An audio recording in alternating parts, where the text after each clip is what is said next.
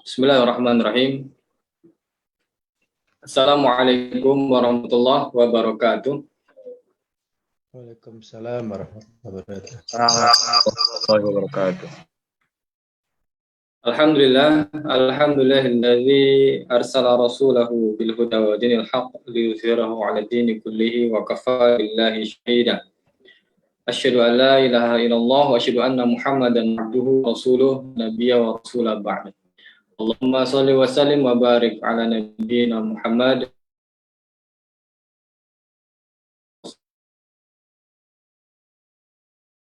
kitabil karim a'udzu ya ayyuhalladzina amanu dkhulu fis silmi kafah wa la tattabi'u khutuwati syaiton innahu lakum aduwwum mubin. Amma ba'd. Alhamdulillah, segala puji hanya milik Allah Rabbul Alamin, zat pencipta dan pengatur manusia, alam semesta dan kehidupan ini. Bersyukur kita kepada Allah Subhanahu wa taala atas segala limpahan nikmat serta curahan rezeki yang senantiasa Allah berikan kepada kita hambanya. Tak lupa salawat dan salam kita aturkan untuk Nabiullah Muhammad sallallahu alaihi wasallam dan juga untuk keluarganya dan para sahabatnya yang mulia. Yang mudah-mudahan ya kita semuanya meskipun secara fisik sekali lagi kita tidak berjumpa dengan Rasul sallallahu alaihi wasallam selama di dunia ini, semoga di akhirat kelak ya kita bisa berjumpa dengan beliau di surganya Allah Subhanahu wa taala. Amin ya rabbal alamin. Dan tentu ya apa yang kita cita-citakan tersebut ya tidak kemudian hanya sebatas lisan saja atau niatan saja, namun mudah-mudahan kita diberikan Allah kekuatan untuk senantiasa istiqomah ya menjalankan sunnah dan syariat dari Rasulullah Sallallahu Alaihi Wasallam. Yang sama-sama kita hormati, kita muliakan ya para pembicara kita, ya pemateri kita yang sudah hadir bersama kita pada malam ini, yaitu Al-Ustadz Dr. Muzahar bin Ahmad Zawi MSI. Alhamdulillah beliau bisa hadir bersama kita di ruang Zoom ini. Dan para ustadz sekalian hadirin yang telah hadir di ruang Zoom ini, yang mudah-mudahan senantiasa diberikan Allah kesehatan dan keberkahan hidup insya-Allah. Dan barangkali kalau misal kita tidak ada halangan, kita live di Facebook, ya kita sapa juga para pemirsa yang menyaksikan kajian online pada hari ini, hari Selasa, tanggal 9 November 2021. Dan pada malam berbahagia ini kita akan mengangkat suatu tema, yaitu apakah hukum Islam atas sesuatu akan berubah karena perbedaan waktu dan tempat. Ya, tentu ini suatu hal yang mesti kita cermati bersama. Karena apa? Karena memang saya pribadi melihat seringkali ada narasi-narasi ya atau suatu pernyataan bahwa hukum-hukum Islam atau syariat Islam harus disesuaikan dengan zaman. Ya, ada yang beralasan bahwa ya banyak perubahan-perubahan yang terjadi di setiap zaman sehingga hukum Islam seolah-olah dianggap tidak relevan, ya tidak sesuai dengan kondisi zaman sekarang, sehingga harus dirubah begitu. Ya, dan bahkan mereka ada menyampaikan suatu kaidah usul yang saya pernah dengar dari lisan langsung ketika diskusinya Roma Hurmuzi kalau tidak salah, yang ditayangkan di televisi, ya, yang ketika itu beliau berhadapan dengan Ustadz Ismail Yusanto, ya, juru bicara Hizbut Tahrir, yang memang ketika itu sedang perdebatan masalah khilafah, ya, dan beliau menyebut satu kalimat atau kaidah usul barangkali itu, ya, atau kaidah umum, la yungkaru taghayyurul ahkami bi taghayyuriz. Dia tidak ditolak adanya perubahan terhadap hukum dengan adanya perubahan zaman. Sehingga seolah-olah ya hukum Islam itu sekali lagi bisa dirubah atau disesuaikan dengan waktu dan tempat ataupun zaman. Nah, maka hadirin sekalian, ya, apakah hal tersebut suatu hal yang dibolehkan dalam Islam, gitu kan? Apakah sekali lagi hukum Islam harus disesuaikan dengan zaman atau perubahan-perubahan waktu dan tempat atau perbedaan waktu dan tempat, sehingga apa yang dilaksanakan ya untuk penanya dengan pertanyaan terbaik yang akan diseleksi dipilih di belakang layar tentunya ya. Tapi intinya ya ini adalah merupakan suatu hal yang mudah-mudahan ya bisa semakin ya menambah keberkahan dalam acara ini yang bukan karena apa-apa. Dan kemudian hadirin sekalian, pada malam ini kita masih membahas seputar topik atau tema di Kitab Fiqhul Islam. Nah, kalau misal tidak ada halangan, ya tidak ada perubahan, insya Allah Selasa di depan itu akan kita bahas dengan topik tentang kondisi-kondisi khususnya yang akan ya, atau kita minta kesediaan untuk mengisi di pekan depan insya Allah. Nah, hadirin rahimakumullah, barangkali sudah tidak sabar lagi ya menunggu pemaparan materi yang akan disampaikan oleh Ustadz kita, Ustadz Muzahar. Ya, maka mari sama-sama kita sebelum kita mulai ya, kita berdoa untuk belajar ya. Allahumma rabbi zidni ilma.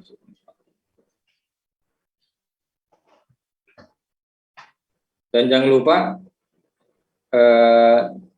kajian kita kayaknya di-share ya ke saudara-saudara kita yang lain, apakah di Facebook atau melalui WhatsApp atau melalui grup-grup WhatsApp, agar kemudian saudara kita bisa ikut nyimak di kajian online kita pada malam ini.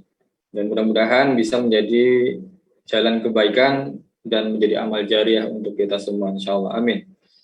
Baik, kita sapa dulu pemateri kita pada malam ini, Ustadz Muzahar. Assalamualaikum Ustadz. Waalaikumsalam warahmatullahi wabarakatuh. Ini posisi lagi di Tanjung Pinang atau di Bogor nih, Ustadz? Saya sedang di Bogor ya, sama Bogor, keluarga di Bogor. Iya, gimana kondisinya Ustadz, keluarga di sana? Ya, istri ini alhamdulillah kemarin sudah keluar dari rumah sakit ya, tapi masih butuh perawatan ya, masih rawatan dan untuk minum obat lah begitu. Jadi mohon doa Ya, dari pemirsa sekalian, mudah-mudahan dapat segera pulih, sembuh sebagaimana sedia kala, insyaallah. Amin ya rabbal alamin. Semoga Allah berikan kesembuhan dan kesehatan ya untuk beliau, dan ditambahkan kebaikan tentunya untuk beliau dan keluarga, insyaallah. Amin ya rabbal alamin. Insyaallah ya. Jadi hadirin sekalian, dengan kondisi seperti ini ya beliau masih tetap ya membersamai kita, menyempatkan waktu untuk membersamai kita di kajian online kita pada malam ini. Maka mudah-mudahan ini terus mengalir kebaikannya kepada beliau dan keluarganya, insyaallah. Barangkali bisa dimulai untuk pemaparannya tentang tema kita pada malam ini, yaitu apakah hukum Islam atas sesuatu akan berubah karena perbedaan waktu dan tempat. Tafadhol Ustaz. Baik, bismillahirrahmanirrahim. Assalamualaikum warahmatullahi wabarakatuh. Waalaikumsalam warahmatullahi wabarakatuh. Alhamdulillahirabbil alamin wa bihi nasta'in ala umuri dunya waddin. Asyhadu an la ilaha illallah wahdahu la syarikalah, asyhadu anna Muhammadan rasulullah la nabiyya ba'dah. Allahumma shalli wa sallim ala Muhammad wa ala alihi washabihi ajmain. Qala Allah Ta'ala fil Qur'anil Karim, a'udzu billahi minasyaitonir rajim. Bismillahirrahmanirrahim. Wa nazzalna 'alaikal kitaba tibyanan likulli syai' wa huda wa rahmah wa busyra lil muslimin. Al-ayah, sadaqallahu. Bismillahirrahmanirrahim. Saudaraku Siman Sakidah, yang mudah-mudahan kita bersama senantiasa dalam naungan Allah Subhanahu wa taala, dalam ridhonya. Semoga dengan usia yang kita miliki, kesempatan hidup yang ada Allah ini dapat kita maksimalkan untuk lebih mendekatkan diri, bertakarub kepadanya.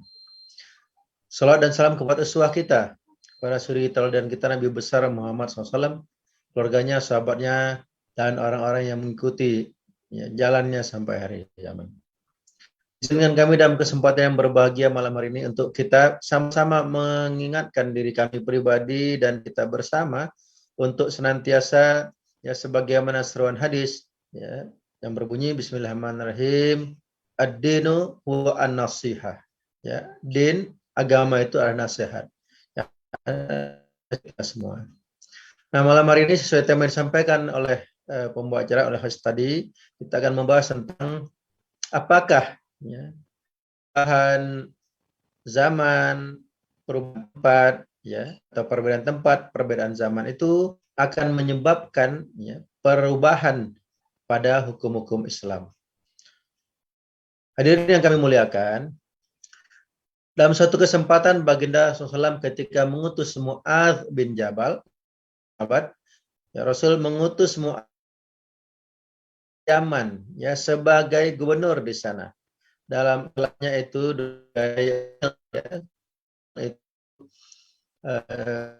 gubernur ya bagi wali di Yaman. Maka Rasulullah SAW ketika itu bertanya kepada Jabal ya, dan bagi Rasul hendaklah engkau kepada orang-orang yang di sana. Kemudian beliau bertanya kepada Mu'adz bin Jabal, wahai bagaimana menghukum sesuatu kelak di sana? Maka Mu'adz menjawabkan.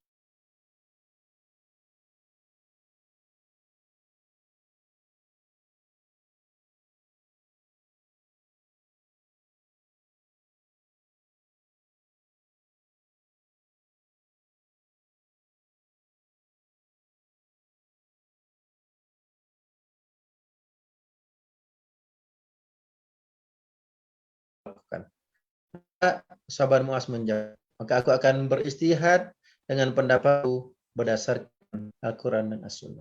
Maka Rasul menepuk-nepuk serah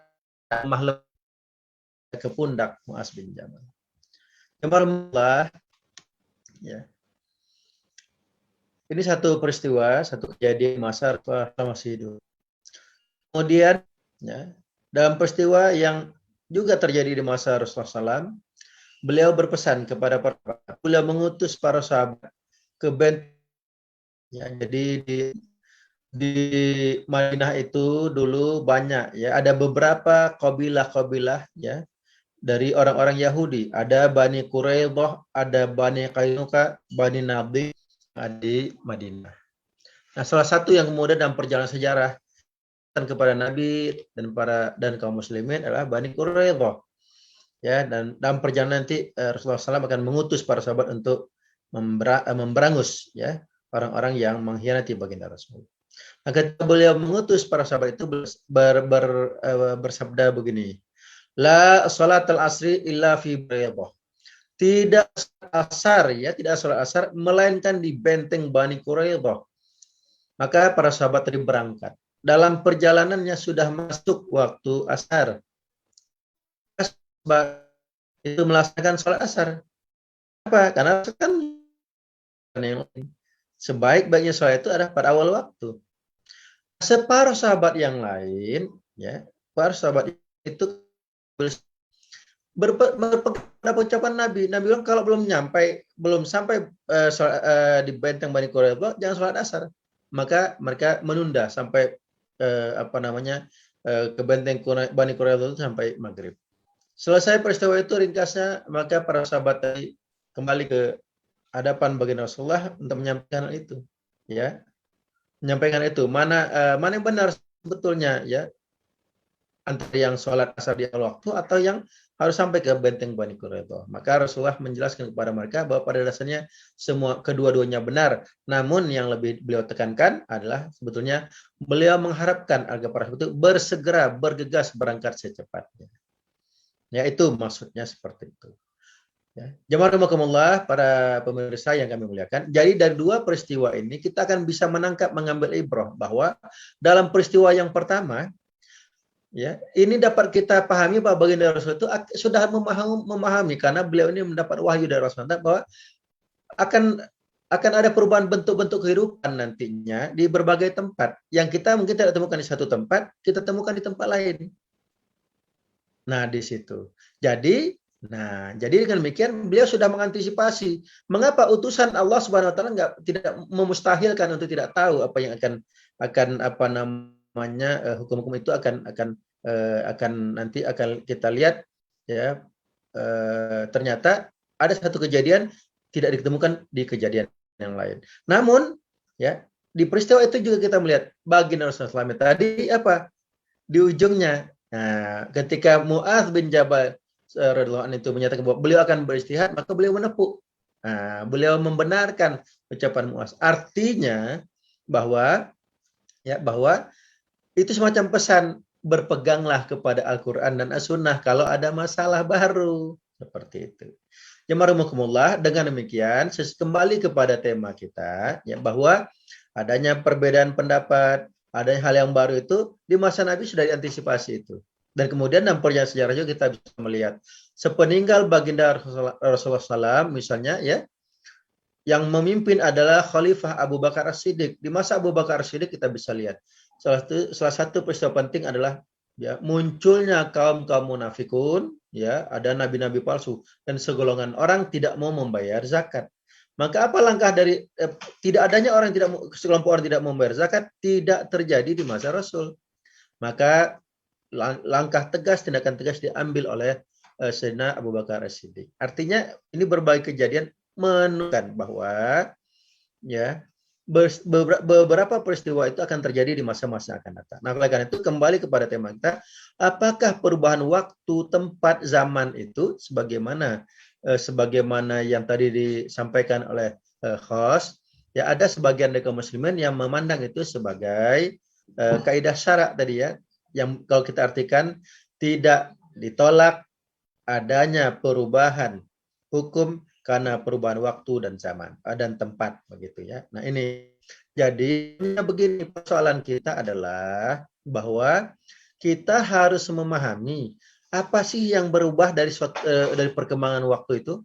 Apa sih yang berubah pada perubahan tempat itu? Sesungguhnya kami melihat yang berubah adalah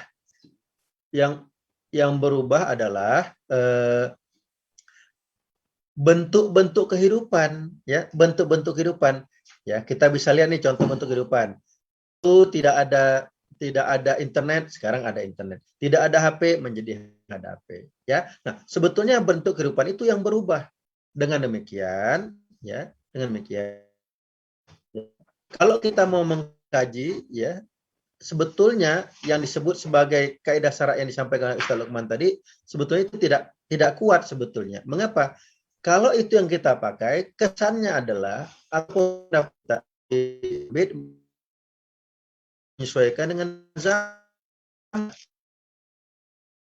Sebagaimana yang diajarkan oleh baginda Nabi ketika mengutus Muaz bin Jabal, kitalah yang harus menyesuaikan bentuk-bentuk kehidupan kita, kemajuan kehidupan kita itu dengan apa? Dengan Al-Qur'an dan As-Sunnah, dengan apa yang baginda Rasulullah SAW pesankan, titipkan. Jadi dengan demikian perubahan waktu dan tempat itu tidaklah merubah hukum. Namun kalau ada bentuk-bentuk kehidupan yang baru, bentuk kehidupan yang baru itu haruslah kita gali.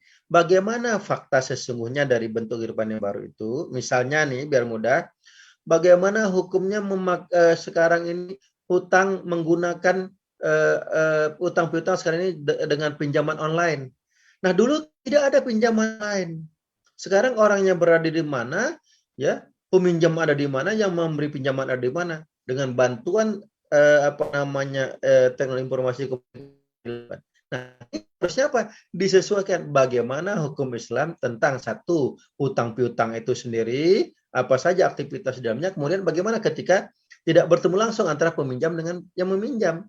Nah, harusnya yang dilakukan adalah kita sebagai muslim ini yang harus mengusahakan dengan bagaimana dari Allah melalui nas Al-Qur'an dan As-Sunnah untuk kita sesuaikan. Bukan dibalik. Islam yang harus menyesuaikan dengan zaman ini kebangetan. Mengapa? Karena sesungguhnya aturan Islam itu dari Allah Subhanahu wa taala, pencipta kita. Lah kita yang menyesuaikan. Jangan aturan Allah yang diminta menyesuaikan dengan kita. Ini. Jadi yang mesti kita pahami hadis Rasulullah SAW yang berbunyi taraktu fikum amrani lam tadillu idza intamassaktum bihima kitaballah wa sunnata Rasulillah. Telah aku tinggalkan kepada kalian itu dua perkara. Jika kalian berpegang teguh kepadanya, kalian tidak akan tersesat. Lan tadillu. Lan itu pun nahi, tidak akan pernah terjadi. Dengan apa? Apa?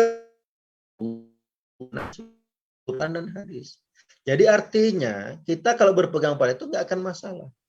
Nah, jadi sebetulnya di sini kita diajarkan, ya, ada pendapat yang lebih kuat.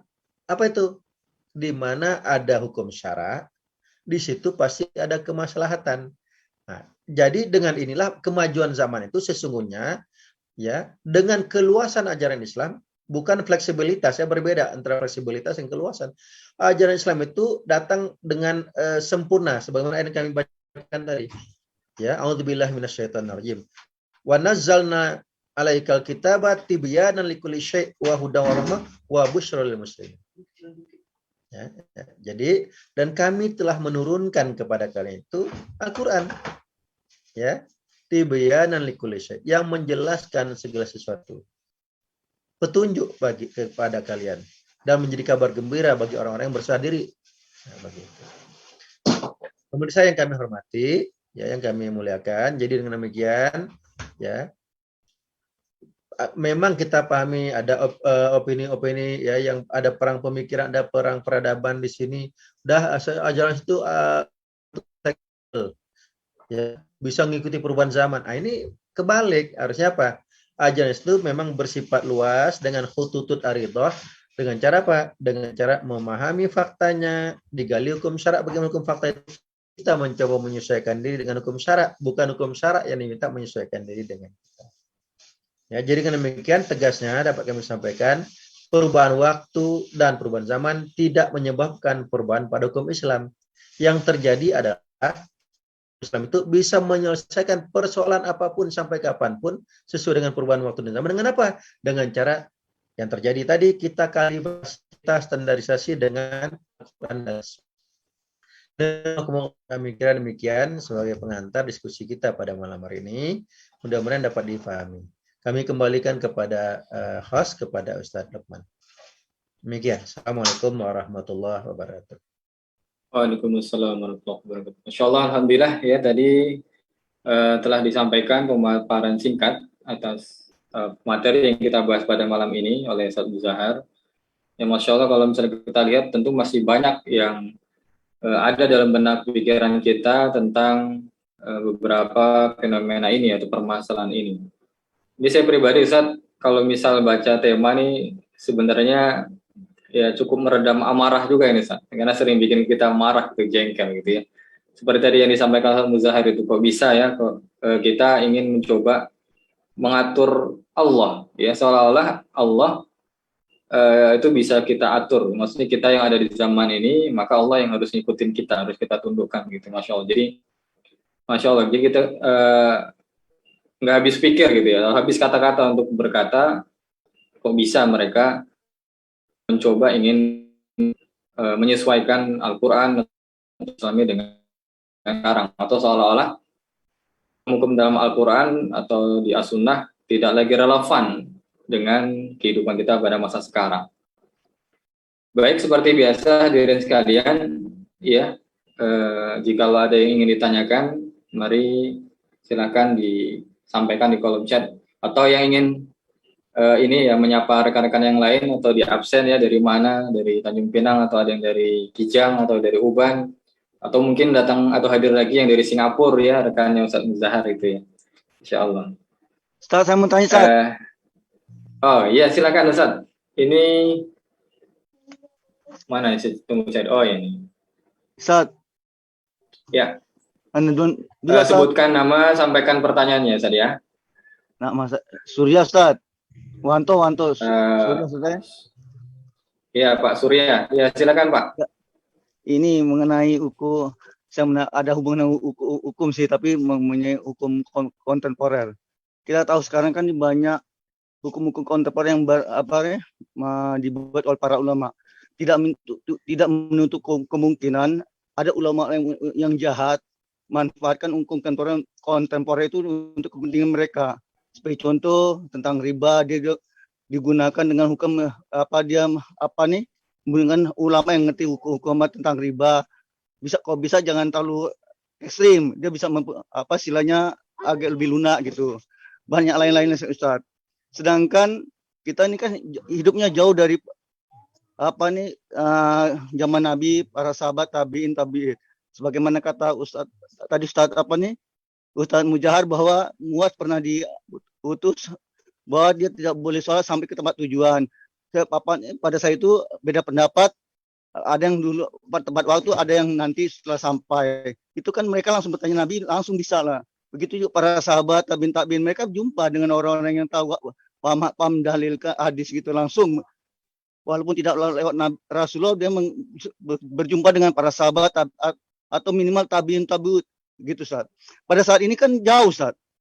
Jadi para ulama tuh sulit agak mengikuti sandarannya, agak sulit. Saya khawatir untuk kemungkinan itu bisa ada ulama-ulama yang disusupi oleh kepentingan pada saat ini karena uang, dia bisa menjual akidahnya dengan kena uang. Yang ingin tanyakan, apakah hukum kontemporer bisa dijadikan landasan hukum bahkan untuk saat sekarang, Ustaz? Karena kita tahu bahwa pintu mustahid itu kan udah tertutup, Ustaz. Bahkan anak pernah terbaca dalil bahwa mustahid itu akan timbul setiap 100 tahun, Ustaz. Itu aja, Ustaz. Assalamualaikum warahmatullahi wabarakatuh. Waalaikumsalam warahmatullahi wabarakatuh. Mungkin ini saat terkait dengan begitu banyak perkembangan ini fakta, perluasan hukum dan adanya pendapat di kalangan ulama kontemporer mungkin begitu saja. Jadi mungkin beliau ingin menanyakan tentang rujukan, ya, bagaimana kita kemudian mencari rujukan yang sahih yang betul-betul mereka ambil atau para ulama ambil dari jalan yang sahih, jalan yang benar, itu bukan karena kepentingan. Karena memang kadang-kadang mungkin tidak bisa kita pungkiri lagi ada kalanya ya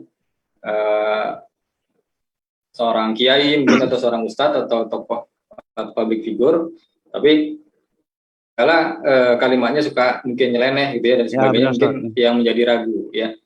Nah, ini dengan kondisi seperti ini, Ustaz, bagaimana kemudian kita menentukan siapa yang harus kita rujuk ya untuk supaya kita bisa ambil pendapatnya dan mungkin begitu, Ustaz. Baik, terima kasih atas pertanyaannya Pak Surya. Kami coba untuk kita sharing ya. Jadi yang mesti dipahami bahwa sepanjang perjalanan hidup manusia itu sudah sunatullah ya, sudah sunatullah bahwa kita akan temukan ada orang baik, ada orang jahat. Itu pilihan mereka kan begitu ya. Nah, oleh karena itu ya tentu kita berharap minimum yang hadir di sini meniatkan diri, berazam untuk masuk ke dalam golongan orang-orang yang baik, orang-orang yang soleh.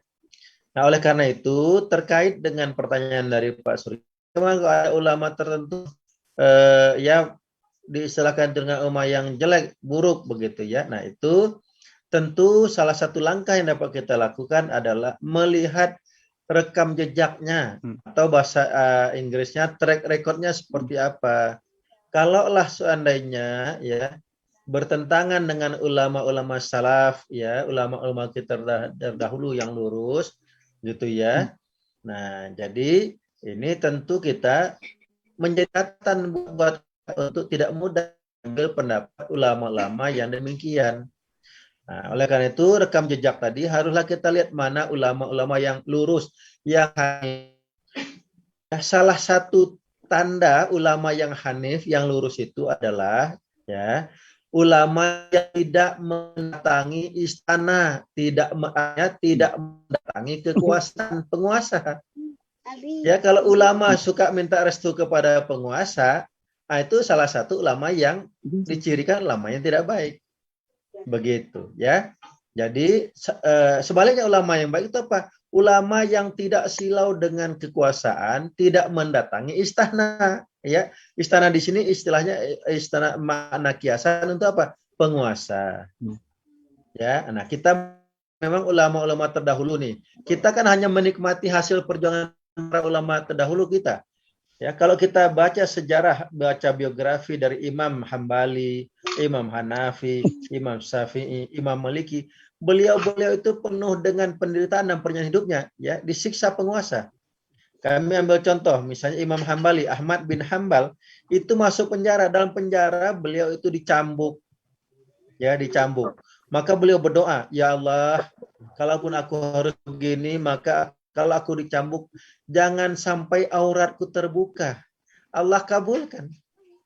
Dicambuk beliau, disiksa beliau. Auratnya ketika itu misalnya dicambuk, tidak sampai terbuka aurat. Nah, kita kan sekarang menikmati perjuangan imam-imam terdahulu. Gitu ya. Jadi memang perhatikan track recordnya, perhatikan ucapannya, standarisasi dengan Al-Quran dan As-Sunnah. Kita coba. Pilihlah ulama-ulama yang lurus, ulama yang hanif, ya, yang tidak silau dengan harta, tidak silau dengan kekuasaan. Ya, kecuali adalah permintaan dari umat. Ya, ini. Jadi ini butuh memang tidak mudah ya, tidak mudah di masa sekarang ini. Jadi masa zaman kemajuan ini. Nah, inilah tantangan kita sebagai muslim. Demikian Pak Surya yang dapat kami sampaikan. Baik, Ustaz. Jadi memang kita harus berusaha untuk menyeleksi dalam tanda kutip ya. Ustaz, dia harus pilih-pilih selektif ya. Melihat orang yang menyampaikan pendapat tersebut. Yang kita harapkan, yang kita pilih adalah ulama yang hanif. Dan salah satu indikatornya itu ulama yang tidak gila atau rakus dengan kekuasaan atau tidak mendekati penguasa, begitu tadi saya. Masya Allah, karena memang kadang-kala inilah yang kita khawatir ya, ketika ada ulama yang dekat dengan kekuasaan, pada akhirnya ya pandangan-pandangannya banyak yang kemudian berubah ya. Bahkan ketika penguasanya berbuat zalim, dia kemudian diam atau bahkan malah membenarkan sikap zalimnya penguasa. Baik, alhamdulillah. Terima kasih Ustaz atas jawabannya. Ini ada pertanyaan masuk melalui kolom chat dari Bapak Erwin. Ya, izin Ustaz. Jadi mohon pencerahannya. Bagaimana metode Islam dalam memecahkan masalah baru, dan ini nyambung Ustaz. Dan bagaimana kita menyikapi adanya perbedaan pendapat dari kalangan mujtahid terkait masalah baru tersebut. Iya. Jadi metode dalam memecahkan masalah baru ya. Dan bagaimana kita menyikapi adanya perbedaan pendapat dari kalangan mujtahid terkait masalah baru tersebut. Terima kasih. Tafadhol Ustaz, silakan, mohon jawabannya Ustaz. Baik, terima kasih. Bismillahirrahmanirrahim. Jadi salah satu karakteristik ajaran Islam adalah ajaran Islam itu tadi sudah kami singgung, bersifat syumuliyah, ya, yaitu artinya luas, komprehensif, menyeluruh. Apapun diatur oleh Islam. Begitu. Jadi terkait dengan pembahasan kita, ya, sebagian muslimin ikut hukum Islam, kita ini ketinggalan zaman, macam zaman batu, ya, dan lain-lain. Nah, bagaimana kok muncul baru? Bagaimana metode menyelesaikan persoalan baru itu? Tadi telah kami awali di pertemuan kita dengan kisah-kisah yang terjadi di masa baginda Rasul dan para sahabat. Jadi kalau kita lihat bagaimana cara memecahkan persoalan baru, bagian dari karakter Islam itu selain bersifat sumuliyah, dia bersifat amaliyah, ya, praktis. Nah, bagaimana supaya menjadi berarti harus ada aktivitas yang disebut dengan istimbatul hukmi. Istimbat hukum atau istilahnya istihad. Ya, nah, ini ingin kami tekankan lebih dulu sebelum menjawab pertanyaan tadi. Pintu istihad itu tidak pernah tertutup. Itu istihad itu tertutup untuk orang-orang yang tidak layak beristihad. Ya, itu mesti dicatat nih. Pintu istihad itu tidak pernah tertutup, tetapi pintu istihad itu tertutup bagi orang-orang yang tidak layak beristihad.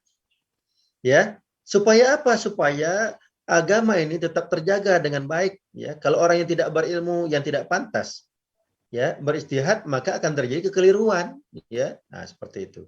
Nah, bagaimana kalau ada muncul persoalan baru, ya, supaya kalau kita ikut Islam tadi kita akan ketinggalan zaman. Nah, ini ya, bahwa ajaran Islam itu, ya, bersifat luas. Nah, luas artinya dapat mengatasi persoalan baru. Hukum Islam itu datangan hututut aridoh, makna-makna umum. Nah, langkahnya bagaimana? Apa ya? Dalam kitab Syaksiyah jilid 1 itu disampaikan Bagaimana untuk menyelesaikan persoalan baru? Langkah pertama adalah fahmul waqi. Fahamilah suatu kejadian, satu fakta, satu peristiwa. Yang disebut dengan kejadian, fakta, peristiwa itu bisa berupa materi, bisa berupa ucapan, bisa berupa tulisan. Pahami. Nah, ya, satu. Jadi, pahami fakta secara detail, secara menyeluruh. Yang kedua, pahami nas. Nas ini Al-Quran dan Sunnah dan apa-apa yang tertunjuki oleh keduanya, yaitu ijma' sahabat dan qiyas. Nah, langkah ketiga adalah ya mengaitkan antara fakta dengan nas tadi. Maka itulah yang disebutkan aktivitas istihad. Hanya saja istihad ini ya itu di dalam kitab Sahih juga dijelaskan bahwa ada syaratnya. Satu, ya dia menguasai ilmu alat. Ilmu alat itu apa?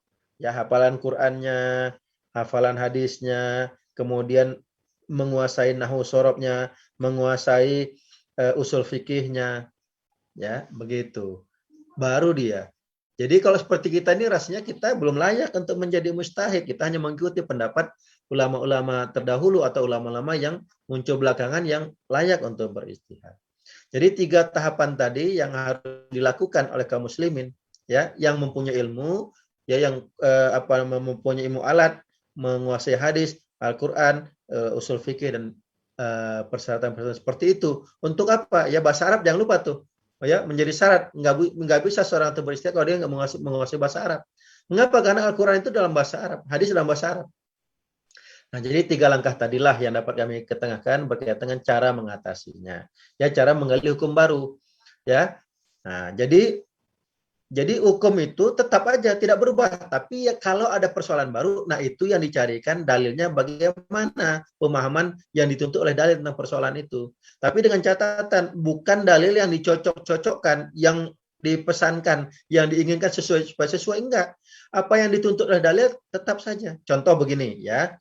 Contoh ya, di masa sekarang banyak kafe-kafe di malam-malam hari. Dulu tidak. Nah, apakah dengan demikian bagaimana hukumnya kalau ada laki-laki yang bukan mahram bertemu dengan wanita yang bukan mahram sampai larut malam? Dulu nggak ada. Jadi kalau sekarang apakah dengan banyak kafe sekarang jadi boleh? Nah, ini para mujtahid perlu menggali hukumnya. Ya, yang telah kami ketahui ini jelas tidak boleh. Mengapa? Berarti terjadi ikhtilat. Ya, terjadi perkumpulan laki-laki dan perempuan yang bukan mahramnya. Yang tidak ada keperluan untuk itu. Hanya untuk ya kongko-kongko aja, bual-bual kosong. Nah, itu jelas boleh. Ya, itu contohnya. Bagaimana misalnya ada persoalan baru? Mungkin ada yang bertanya begini kepada Pak Surya. Pak Surya, ini negara-negara lain sudah punya bom atom, sudah punya drone segala macam. Bagaimana hukum Islam? Umat Islam boleh nggak punya drone, punya nggak kapal selam, punya nggak mau itu? Ya dijawab.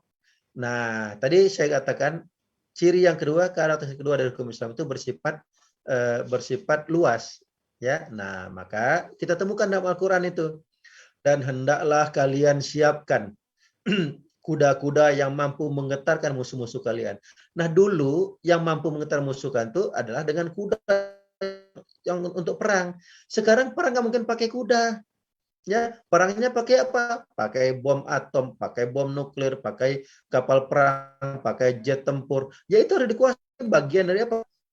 Kita bahwa siaplah ya kuda-kuda perang yang mampu menggetarkan musuhmu dan musuh-musuh Allah Subhanahu wa taala. Nah, ya jadi inilah keluasan ajaran Islam. Jadi apapun persoalan itu ada. Nah, jadi dalam ini kita harus sebagai muslim menempatkan hukum Islam sebagai subjek yang mengatur kita, bukan sebagai subobjek yang kita atur. Kita yang menjadi objek. Kita menjadi objek untuk tunduk dan patuh kepada hukum Allah. Kita yang menyesuaikan bagaimana tuntunan Allah. Kalau Allah bilang, kalau ada pemahaman nas Al-Quran Sunnah, jangan dilakukan, harap ya. Kalau mau boleh, laksanakan. Nah, jadi ini memang pekerjaan berat ya, tantangan untuk kita untuk menundukkan pikiran kita, perasaan kita, hati kita tunduk dan patuh kepada syariat Allah Subhanahu wa taala. Ya, inilah dia. Baru kita dianggap beriman sesungguhnya. Demikian. Alhamdulillah Luar biasa ya atas jawaban dari Ustaz tadi. Mudah-mudahan semakin menambah pemahaman kita terkait dengan ijtihad dan istinbat hukum. Ternyata memang sebenarnya tidak tertutup ya Ustaz ya. Justru ini malah memacu kita dan generasi-generasi kita untuk semangat gigih dalam menimbal atau menuntut ilmu tentang Islam, tentang disiplin-disiplin ilmu tadi yang disampaikan oleh Ustaz Zahar, agar kemudian nanti mudah dari generasi kita ada bibit-bibit mujtahid yang hanif, betul-betul dia mengistimbat hukum dari hukum-hukum syara yang disampaikan oleh Ustaz Zahar tadi dengan 3 tahapan atau 3 ini ya dalam ijtihad ini ya. Pertama, memahami fakta atau fahmul waqi, yang kedua memahami nas syara, dan yang ketiga mengaitkan antara fakta dengan nas ya. Tentu dengan disiplin ilmu yang disampaikan oleh Ustaz Muzar tadi. Mudah-mudahan sekali lagi barangkali di antara kita ataupun generasi kita nanti kelak akan bisa menjadi generasi-generasi yang mustahil. Amin. Baik Ustaz Muzar, ini kita masuk membacakan pertanyaan selanjutnya yang masuk di kolom ya di chat Zoom. Ustaz Erwin sudah, Pak Erwin. Ini dari Pak Jeffrianto. Namun sepertinya tadi sudah terjawab ya Ustaz dalam materi tadi. Beliau bertanya tentang apakah hukum Islam dapat berubah disebabkan oleh adanya waktu dan tempat dan seterusnya. Ini tadi sudah terjawab oleh Ustaz Zahar bahwasanya tidak bisa ya. Jadi hukum Islam tidak berubah karena adanya perubahan waktu dan tempat ataupun keadaan atau zaman ya. Dalam hal apapun ya hukum Islam tetap berlaku pada izin Ustadz Lukman. Ya. Saya ingin tadi pertanyaan pertama tadi sudah dijawab di kolom materi ya. Ini ada pertanyaan dari saya nih Ustadz. Izin Ustadz. Menurut menurut materi yang kita materi pada malam ini, apakah hukum Islam atas sesuatu akan berubah ya, perbedaan waktu dan tempat. Kemudian yang menjadi pertanyaan saya, apakah ada perubahan hukum Islam terhadap perubahan tempat dan waktu perspektif ekonomi Islam? Sedangkan hukum Islam terdapat 2 unsur di dalamnya, yaitu unsur hukum al-tahabat yang yaitu tetap dan tidak mengalami perubahan. Kemudian unsur yang keduanya yaitu atat awur, yaitu dinamis, bisa berubah sesuai dengan masa dan zaman, kondisi, tempat di mana hukum Islam itu diterapkan. Nah sekarang yang menjadi pertanyaan saya, hukum kisos dan hukum rajam itu berlaku pada zamannya Nabi. Nah pada zaman sekarang hukum kisos ataupun hukum rajam itu tidak berlaku, berarti sudah kan perubahan ya tempat, kondisi, waktu dan zaman. Sedangkan di zaman dahulu itu hukum kisos itu berlaku. Nah di zaman sekarang hukum kisos, hukum rajam itu sudah tidak berlaku lagi, tidak diterapkan. Solusinya itu bagaimana Tad? Sekian dari saya, terima kasih. Baik Ustaz, mungkin bisa langsung dijawab ya Ustaz ya. Ya, baik, terima kasih. Jadi inilah ya, kalau yang disampaikan oleh penanya tadi Pak Jeffrianto itu kan fakta. Fakta bahwa ya di tempat kita tidak dilaksanakan itu. Namun berkaitan dengan kisos ya, di beberapa belahan negeri kaum muslimin masih memberlakukan. Misalnya di Arab Saudi ya, hukum potong tangan di Arab Saudi itu kadang kita bagi yang pernah naik haji ya umroh, kasihan lihat tangannya buntung ya, itu sebetulnya mereka kan ketika mencuri lebih dari 1/4 dinar gitu ya. Nah jadi beberapa tempat, beberapa negeri kaum muslimin masih memberlakukan itu. Inilah justru tantangan ya, apakah kita mau menjadikan itu sebagai objek ya, sebagai subjek ya, panglima yang mengatur kita, atau dia yang kita atur menjadi objek. Ya, jadi kalau misalnya apakah mungkin hukum rajam potongan itu berlaku atau tidak, itu kita kalau kita mau tunduk pada patuh dan pada perintah Allah ya kita laksanakan. Begitu. Sekarang kan banyak yang meninggalkan. Mengapa meninggalkan? Dianggap kuno dan lain-lain. Jadi apa? Dia berarti masih menempatkan ya, masih menempatkan hukum Islam itu sebagai objek, bukan sebagai objek yang mengatur. Harusnya kita menyesuaikan. Kalau itu perintah Allah untuk melakukan hukum itu ya laksanakan gitu. Ya. Itu yang harusnya kita lakukan kalau tunduk dan patuh. Jadi iman kita itu betul-betul iman yang lurus ya. Begitu. Jadi hukum rajam potong tangan itu bukan hanya di masa Rasul harusnya sampai sekarang, cuma banyak kaum muslimin dan negeri kaum muslimin yang tidak mau melakukan itu. Ya dianggap kejam dan lain-lain. Padahal maaf ya, kalau kita mau ambil perbandingan ya, di negara gembongnya demokrasi misalnya di Amerika, kita lihat tuh ada orang dihukum penjara sampai lebih dari 1.000 tahun. Masuk di akal nggak? Sementara manusia itu hidup sekarang ini ya paling umurnya paling banyak lah 70 lah. Ketika dia dapat bonus ya, baginda Rasul 63 tahun dapat bonus 70 tahun. Oke, masa hidup orang Indonesia sekarang sekitar 70 tahun karena kesejahteraan meningkat begitu. Nah, ada hukumannya beratus-ratus tahun ya. Penjara di Amerika itu ratus tahun. Masuk di akal, itu juga nggak masuk di akal. Nah, begitu. Kejam itu juga kejam kok. Jadi perspektif kejam itu dalam sudut pandang manusia jadi begitu. Tapi Pak, ya atau nah idealnya seperti ya. Nah, jadi Ikhwan Rahimakumullah ya Pak Jaya Prianto ya. Jadi harusnya ya itu tetap dilaksanakan. Kalau kita memang beriman kepada Allah Subhanahu wa taala. Kalau kita tidak mau ya kalau orang nggak mau itu kan beribu alasan kan begitu ya. Dicarilah ucapan yang manis-manis, begini begitu, bujuk rayunya. Nah, padahal intinya menolak. Nah, maka ya kita berhati-hati. Memang kita tidak termasuk dalam golongan yang menolak hukum-hukum Allah Subhanahu wa taala. Ya itu. Nah, oleh karena itulah mari kita minimum menjaga menjaga diri. Ya ayyuhalladzina amanu qu anfusakum wa ahlikum nar. Waquduhan nas wal hijarah mendadil kafirin. Ya wahai orang beriman, jaga diri dan keluargamu. Ya udah, kita laksanakan. Ya apa-apa yang bisa kita laksanakan itu kita terikat hukum syara. Ya apa yang bisa lakukan semaksimal mungkin kita ikuti. Nah, demikian kami kira yang dapat kami tanggapi. Terima kasih. Alhamdulillah, Ustaz. Ya, jadi makin malam nampaknya semakin menarik ya pembahasannya, dan waktu ternyata juga tidak cukup nampaknya untuk menampung lebih banyak lagi pertanyaan, karena masih ada lagi pertanyaan Ustaz dari hadirin yang hadir. Ya, jadi kita langsung baca saja Ustaz ya. Mudah-mudahan yang pertanyaan sebelumnya bisa terjawab. Untuk yang selanjutnya ini ada pertanyaan dari Abu Nasri. Jadi tentang hukum syarak tadi yang bersumber dari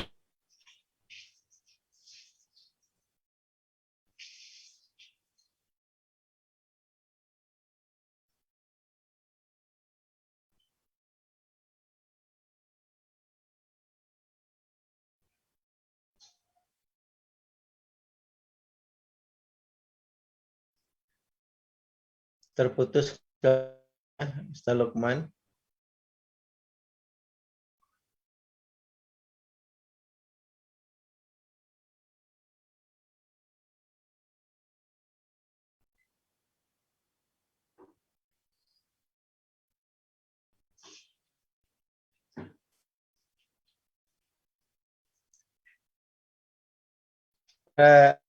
Pemirsa yang menunggu Ustaz Lukman, ingin kami sampaikan begini ya, bahwa tadi kami katakan yang berubah dari manusia itu adalah bentuk-bentuk kehidupannya, ya, bentuk-bentuk kehidupan. Esensi dari manusia itu tetap sama.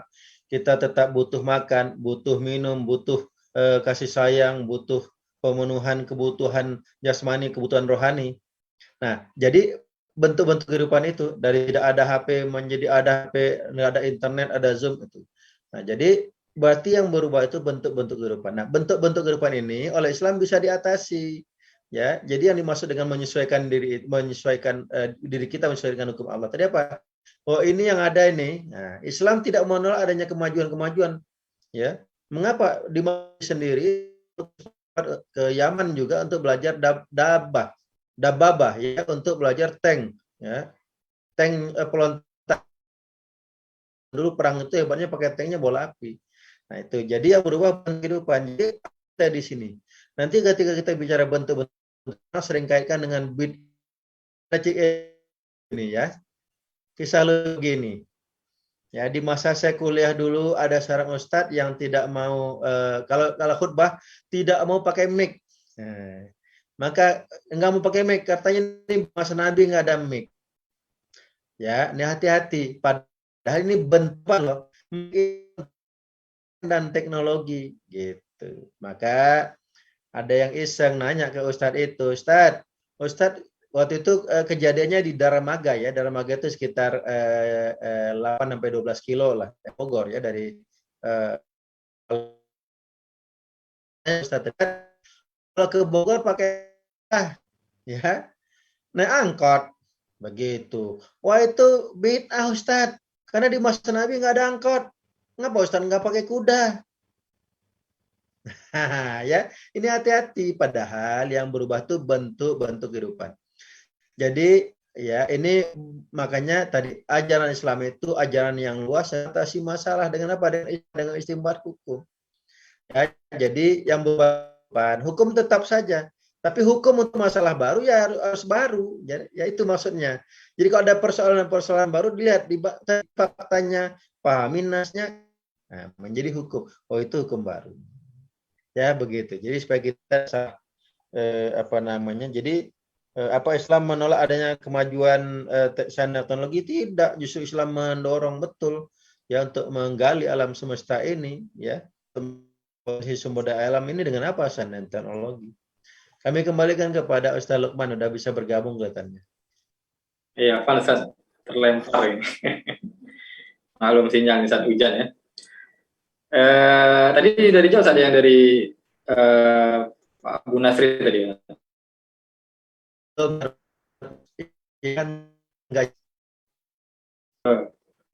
Iya. Iya, jadi terkait dengan ini hukum syarat tadi yang 4 ya.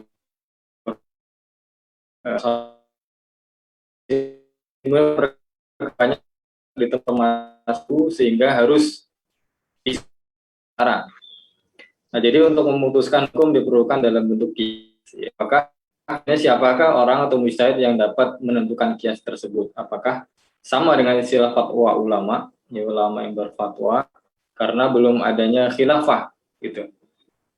Apa kita boleh mengikuti fatwa ulama negara Saudi Arabia misalnya gitu kan. Nah, terus ini mungkin saya sekaliguskan dengan pertanyaan selanjutnya. Ini ada kaitan sepertinya ya dari Bapak Haidir Fadli tentang negara yang tidak menerapkan hukum Allah. Ya, sementara kita tahu hukum Allah itu wajib, kalau tidak diterapkan siapa yang berdosa. Kalau yang tadi sebelumnya berbicara masalah fatwa ulama dan karena belum ada khilafah, apakah boleh mengikuti fatwa ulama seperti ulama di Saudi Arabia yang ada lajnahnya di sana, lajnah fatwanya. Kemudian kalau yang kedua ini kan terkait dengan hukum Allah wajib kita ikuti, apakah kemudian kalau tidak diterapkan pada saat ini siapa yang berdosa? Maksudnya biar hukum Islam bisa diterapkan secara menyeluruh berbangsa dan bernegara. Tafadhal Ustaz. Baik, kami coba yang pertama ya. Jadi ya, kami ingin sampaikan kondisi ideal. Kalau kondisi ideal, ingat ketika kita membahas tentang Khulafaur Rasyidin, maka Khulafaur Rasyidin itu menyatu antara ulama dan umaro. Umar bin Khattab radhiyallahu an, Abu Bakar As-Siddiq radhiyallahu an, Sayyidina Utsman bin Affan radhiyallahu an, Ali bin Abi Thalib radhiyallahu an. Mereka itu adalah penguasa yang sekaligus mujtahid.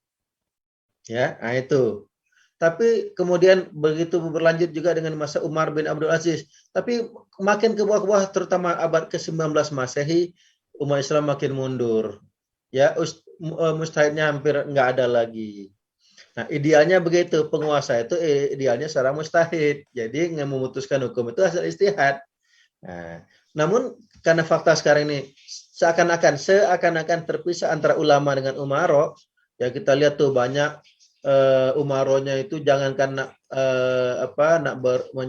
ceramah, nak berkhutbah, banyak yang memimpin sholat, membaca Quran pun jadi masalah kan begitu.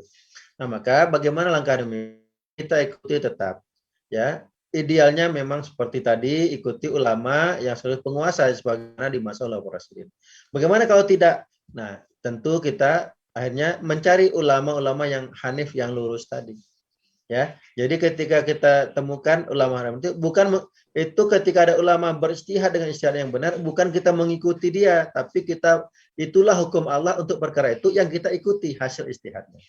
Jadi kita mengikuti hukum syara, bukan mengikuti ulama. Ya, jadi hasil istihadnya itu yang kita ikuti, bukan ulamanya. Makanya penting di situ. Ya, nah, jadi hasil ijtihad dari seorang mujtahid itu adalah hukum Allah tentang perkara itu yang kita ikuti. Nah, jadi adapun asalnya dari manapun gitu ya, dan manapun nggak ada masalah ketika ya kalau kita membuka wawasan bahwa yang menyatukan kita ada sekat-sekat keimanan. Kalau sekat akidah nggak ada masalah dia domisilinya di mana. Tapi kalau kita membatasi itu memang jadi repot. Kan begitu. Jadi kalau kami mengikuti pendapat, boleh saja dia mengikuti pendapat istihad ya mujtahid dari negeri muslim yang manapun, nggak ada masalah karena itulah hukum Allah atas perkara tersebut. Begitu. Ya, ini. Yang kedua berkaitan dengan bagaimana kalau tidak diterapkan oleh negara, siapa yang berdosa? Nah, kita lihat ya bahwa ada hukum tadi, ada hukum untuk individu, ada hukum untuk jamaah, ada hukum untuk bernegara. Nah, jadi kalau itu yang hukum itu individu, kalau dia nggak melaksanakan, ya kesalahan dia tanggung jawab. Wala taziru ziratun wizra ukhra. Seorang itu memikul dosa orang lain. Nah, tapi kalau nggak diterapkan secara keseluruhan, nah itu tanggung jawab kita bersama yang akan yang bersalah kalau kita tidak masuk dalam orang-orang yang mengupayakan hukum Allah itu tegak. Ya, tentu yang paling besar ya dosa orang-orang yang punya kekuasaan. Mengapa tidak melaksanakan hukum Allah? Idealnya hukum Allah yang diterapkan. Mengapa? Karena umat telah mempercayakan kekuasaan itu kepadanya. Nah, begitu. Ya, nah ini ya hanya mungkin kalau ya perasaan, pemikiran, syuur kaum muslimin ini mau diatur oleh hukum-hukum Allah, hukum-hukum Islam. Kalau nggak mau, mereka memilih pemimpin bukan untuk melaksanakan hukum Allah. Ya, nah itu. Jadi inilah pentingnya pemahaman Islam menjadi milik bersama, menjadi hidup bersama di tengah kaum muslimin. Ya, kami kira begitu Pak Ustaz Lukman. Hadir. Ya. Baik, alhamdulillah luar biasa atas jawabannya tadi. Insya Allah sudah semakin memantapkan pemahaman kita tentang seputar penerapan hukum ya di negeri kita dan juga bagaimana sikap kita. Ya, maka tadi disampaikan di Singol Ustaz Muzahar ya. Maka untuk menghindari dosa atas pelaksanaan hukum yang saat ini tidak diterapkan oleh negara, semoga kita termasuk bagian dari orang-orang yang berusaha untuk agar bagaimana hukum tersebut yang saat ini belum bisa dilaksanakan itu kemudian bisa dilaksanakan oleh negara atau secara keseluruhan dilaksanakan di tengah-tengah kehidupan kita. Ya, maka di sini mudah-mudahan kita semuanya dengan apa yang kita miliki bisa kita persembahkan untuk mengusahakan tegaknya syariat Allah di muka bumi ini, insya Allah. Baik Ustadz, ini mungkin pertanyaannya sudah selesai. Ini ada pertanyaan yang ini Ustadz yang disampaikan oleh ini Ibu, nampaknya Bu Erika Chan. Tapi ini di luar topik katanya Ustadz. Siapa tahu nih Ustadz ada atau rekan-rekan lain atau hadirin yang mungkin bisa menjawab, silakan dijawab ya. Atau ada rekomendasi tentang ini Ustadz, kursus atau les bahasa Arab yang mungkin privat ya, atau yang semisalnya. Karena Ibu Erika ini sudah lama untuk mencari ya, tempat kursus atau les bahasa Arab untuk silakan kita ataupun hadirin sekalian punya rekomendasi untuk bisa disampaikan di kolom chat. Baik, sebelum kita masuk ke closing statement ya, ini mungkin yang ditunggu-tunggu ya, siapa yang kemudian berhak atau terpilih ya sebagai penanya dengan pertanyaan yang terbaik. Ya, setelah diseleksi oleh panitia di belakang layar ya, ini kita hadiahkan untuk Bapak Abu Nasri. Ya, alhamdulillah ya Pak Abu Nasri. Nanti mohon informasi ininya masih on ya Pak Abu Nasri ya. Oh, masih ya. Mohon informasi nomor handphonenya di kolom chat, bisa private ya atau direct message ke saya atau Kiriwan juga boleh ya. dimasukkan nomor handphonenya, nanti insya Allah panitia akan transfer pulsanya, lumayan ya, Rp50.000 untuk kajian online pekan depan ya, mudah-mudahan ya kalau masih cukup. Ustadz sekalian yang kami hormati dan hadirin sekalian hormati Allah Subhanahu Wa Taala, ya, alhamdulillah kita sudah sampai ke penghujung acara kita pada malam ini di pukul 9 lewat ya. Maka kami mohon kepada Ustadz Muzahar untuk bisa menyampaikan closing statement terkait dengan apa yang telah kita bahas pada malam yang berbahagia ini. Silakan Ustadz. Terima kasih ya. Izin lebih dulu menjawab pertanyaan Bu Erika tadi ya. Barangkali bisa berkomunikasi dengan Ustadz Frianto ya. Beliau mudah-mudahan ada kelonggaran waktu untuk mengajar bahasa Arab ya Ustadz Frianto. Atau jika sekiranya ada ibu bapak yang hadir di sini yang tahu ya, bisalah berbagi dengan Ibu Erika tadi ya. Itu. Baik. Kemudian izinkan kami untuk menyimpulkan pertemuan kita pada malam hari ini. Yang pertama intinya adalah bahwa hukum tidak berubah dengan perubahan waktu dan perubahan tempat. Namun hukum Islam dapat memecahkan persoalan-persoalan baru melalui istihad, istimbatul hukmi terhadap persoalan-persoalan baru yang akan dilaksanakan atau wajib dilaksanakan oleh para mujtahid ya, dengan cara memahami fakta dengan detil, menguasai nasnya, kemudian mengaitkan keduanya untuk menggali keputusan hukum. Itulah yang akan kita ikuti. Jadi kita ikut kepada hukum Allah dalam perkara tersebut. Yang kedua, kami ingin mengimbau untuk kita bersama. Mari, mudah-mudahan kita dapat pendidikan anak-anak ke ilmu Arab, usul fikih dan itu lembaga pendidikan Islam ya. Mudah-mudahan seperti itu sehingga makin banyak aktivitas dakwah ini untuk mengembalikan kehidupan Islam di tengah masyarakat. Yang terakhir kami mengajari kami dan kita bersama, mari kita kerahkan tenaga, pikiran, perasaan itu untuk berusaha sedaya dan upaya terikat dengan hukum-hukum Allah Subhanahu Wa Taala, menempatkan hukum Allah sebagai subjek mengatur kita, bukan menjadikan objek yang kita atur.